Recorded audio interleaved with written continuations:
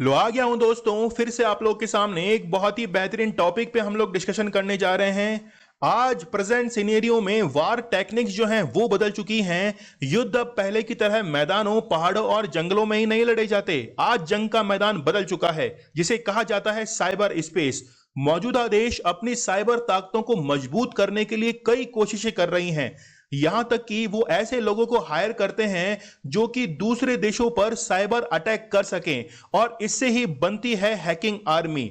तो इसे hacking army क्यों कहा जाता है वो हम लोग जानेंगे। और यहां पे आप लोग न्यूज देख सकते हैं कि Moscow protects hackers inside Russia, और ये statement top US justice officials के द्वारा दिया गया है। तो वैसे तो देश जो है वो इस चीज को एक्सेप्ट नहीं करते कि उन्होंने साइबर आर्मी या फिर हैकिंग आर्मी बना रखी है, लेकिन फिर भी मौजूदा हालात ये बता रहे हैं कि कई देशों ने अपनी साइबर आर्मी जो है इसको बना लिया है। तो यहां पे आप लोग न्यूज देख सकते हैं, रिसेंटली आपको पता होगा कि यूएस में पाइपलाइन के ऊपर एक साइबर अटैक हुआ था। फिर जो बाइडेन के द्वारा ये स्टेटमेंट रिलीज हुआ कि Putin government is not behind pipeline cyber attack. उनके द्वारा ये कहा गया कि जो हैकर्स हैं उनको पनाह देता है रशिया, लेकिन रशिया ने डायरेक्टली ये अटैक नहीं किया है। यहां आप लोग देख सकते हैं कि पुतिन के द्वारा ये स्टेटमेंट रिलीज की गई कि Russia open to hacker exchange with US. तो इनडायरेक्टली रशिया इस चीज को एक्सेप्ट करता है कि हमारे देश के अंदर हैकर्स मौजूद हैं और वो तैयार हैं एक्सचेंज करने के लिए यूएस के साथ में। रिसेंटली एक न्यूक्लियर पैक्ट जो है वो साइन हुआ है जो बाइडेन और पुतिन के बीच में, और ये मीटिंग जो थी वो 16 जून 2021 को कंडक्ट करवाई गई है। और इसका कंक्लूजन ये निकला है कि दोनों देशों के जितने भी एम्बेसडर जो हैं वो अपनी पोस्ट पर वापस से लौट जाएंगे। तो अब जो है वो एक नया एरा स्टार्ट हो चुका है जिसे कहा जा रहा है इंफॉर्मेशन वॉरफेयर। तो बहुत ही इंपॉर्टेंट ये टेक्निक्स जो हैं, ये वर्ड जो हैं वो आप लोग को पकड़ने हैं ताकि एग्जाम में ये काफी हेल्प करेंगे।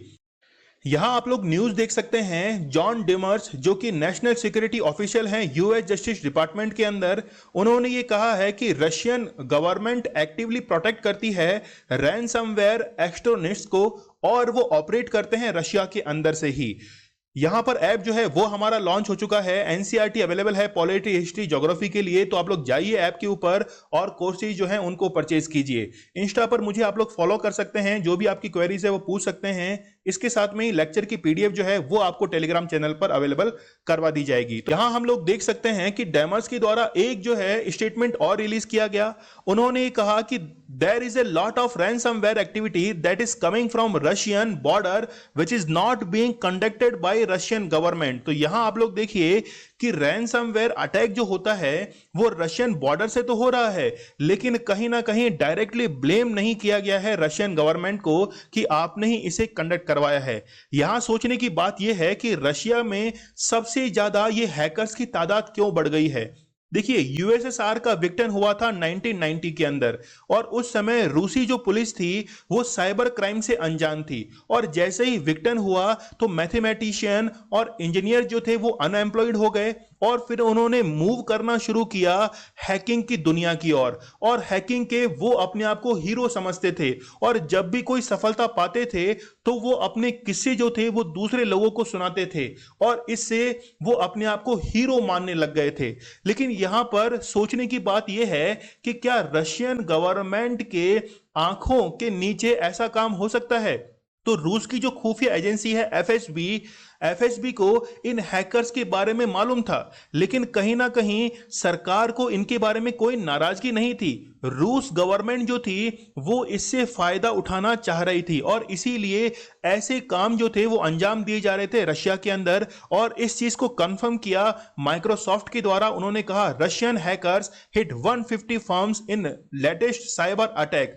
यहां हम लोग देख सकते हैं कि जो अभी रिसेंटली मीटिंग हुई थी जो बाइडेन और पुतिन के बीच में, वहां पर बाइडेन के द्वारा यह कहा गया कि I did what I can do. मैं यहां पर जो काम करने के लिए आया हूं वो मैंने यहां पर काम किया है। ठीक है, तो यहां पर पुतिन के द्वारा यह कहा गया कि Biden as very different from Donald Trump. तो डोनाल्ड ट्रंप जो थे वो कहीं ना कहीं झुके हुए थे रूस की नीतियों की तरफ, पॉलिसीज की तरफ, और अब जो है उन्होंने बाइडेन के लिए कहा है कि ये काफी डिफरेंट है। क्योंकि जब अमेरिका के अंदर प्रेसिडेंट के इलेक्शंस हुए थे तो वहां पर भी रूसी जो हैकर्स हैं उनके ऊपर ये आरोप लगे थे। तो क्या डैमेज भी इनसे कुछ होता है? तो 2020 के अंदर लगभग $1 ट्रिलियन जो है वो इससे डैमेज हुआ है, और ये डैमेज करते हैं इंटेलेक्चुअल प्रॉपर्टी जो है उसको डैमेज करते हैं, इसके साथ में ही फाइनेंशियल जो क्राइम है उसको ये अंजाम देते हैं।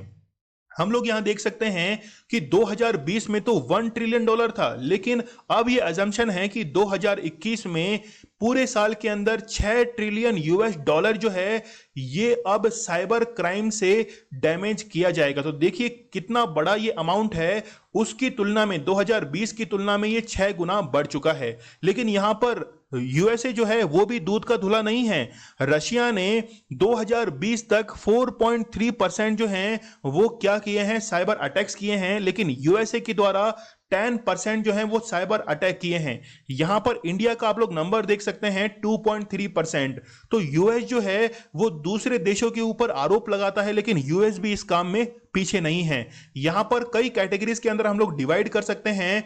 मोस्ट वनरेबल कंडीशंस के अंदर फाइनेंशियल इंस्टीट्यूशंस आते हैं, बैंक्स आते हैं, हेल्थ केयर आते हैं, लेकिन यहां पे आप लोग देखिए लीस्ट वनरेबल के अंदर एनर्जी इंडस्ट्रीज जो हैं इसको यहां पर काउंट किया जाता है। और आपको पता होगा कि यूएस की जो पाइपलाइन है उस पर जब साइबर अटैक हुआ था तो हम लोग उसको लीस्ट वल्नरेबल कैटेगरी के अंदर रख सकते हैं। रशिया का एक बहुत ही फेमस एक साइबर ग्रुप है जिसका नाम है फैंसी बियर। तो इनके द्वारा सबसे ज्यादा जो है वो साइबर अटैक्स को अंजाम दिए जाते हैं। यहां हम लोग देख सकते हैं कि यहां पर देश है एस्टोनिया। तो रशिया ने 2007 के अंदर एस्टोनिया पर वेबसाइट को हैक किया था और इनके ऊपर साइबर अटैक किया था। यही नहीं, रशिया के द्वारा जॉर्जिया के अंदर भी 2008 के अंदर साइबर अटैक किया गया था, और यहां पर रूस के जो गवर्नमेंट ऑफिशियल्स थे, जो कर्मचारी थे, उन्होंने इस घटना को अंजाम दिया था। तो कहीं ना कहीं पूरी दुनिया के पास में यह संदेश पहुंच गया कि रशियन गवर्नमेंट जो है वो इसके अंदर हेल्प करती है। आप लोग इस मूवी का नाम जो है वो तो नहीं भूले होंगे, मैट्रिक्स ये मूवी है, 1999 के अंदर ये रिलीज हुई थी और इसने बहुत ही गहरा प्रभाव छोड़ा था रशियन हैकर्स के ऊपर। तो उनके लिए एक मोटिवेशन का काम इस मैट्रिक्स मूवी ने भी किया था। तो आप लोगों के लिए मैं क्वेश्चन जो है वो छोड़ के जा रहा हूं कि what is the name of the IT law that is India having in the Indian legislature. तो आप लोग मुझे कमेंट सेक्शन में इस क्वेश्चन का आंसर जरूर करना। स्टडी ग्लोस आप लोगों के लिए बहुत ही बेहतरीन कंटेंट लेके आता है। नॉलेज इज पावर, ये हमारी टैगलाइन है। तो आप लोग चैनल को सब्सक्राइब करना मत भूलिएगा। नेक्स्ट टॉपिक में हम लोग मिलते हैं, तब तक के लिए धन्यवाद। Thank you.